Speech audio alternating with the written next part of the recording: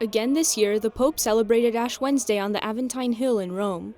As per tradition, the Mass began here in the Basilica of St. Anselm with the penitential act.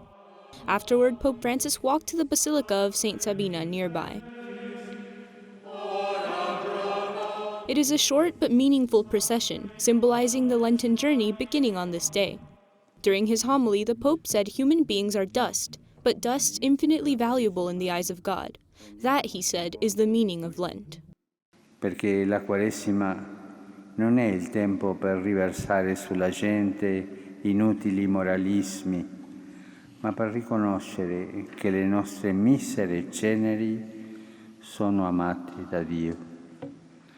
È tempo di grazia per accogliere lo sguardo d'amore di Dio su di noi e così guardati cambiare vita. To change our lives means also to acknowledge our call to fulfill God's dream of loving, said Pope Francis. Se vivo solo per portare a casa un po' di soldi e divertirmi, per cercare un po' di prestigio, fare un po' di carriera, vivo di polvere. Se giudico male la vita solo perché non sono tenuto in sufficiente considerazione o non ricevo dagli altri quello che credo di meritare, resto ancora a guardare la polvere.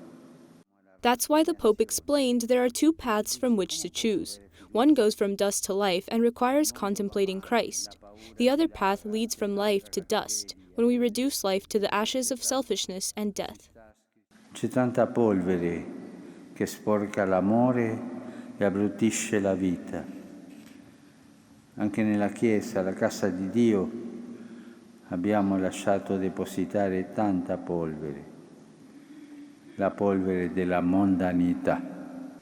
Quante volte predichiamo una cosa e ne facciamo un'altra?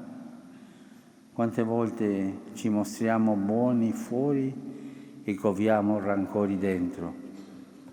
Quanta doppiezza abbiamo nel cuore. È polvere che sporca, cenere che soffoca il fuoco dell'amore.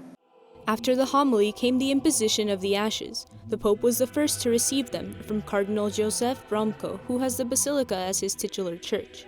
Then Pope Francis imposed the ashes on others. This ceremony marks the beginning of this year's Lenten season. Pope Francis invites Christians to take advantage of this time to shake off spiritual sluggishness.